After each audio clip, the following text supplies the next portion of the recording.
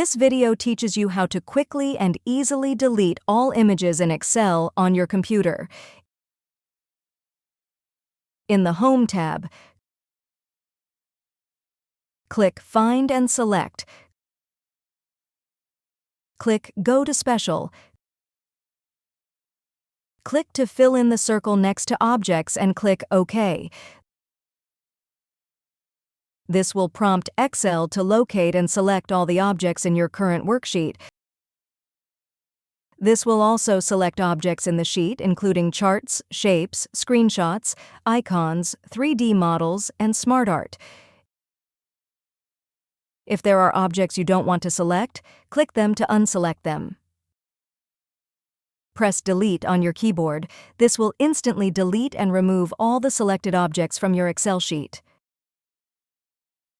If you found this video helpful, please click the like button and subscribe to our channel for even more helpful tutorials.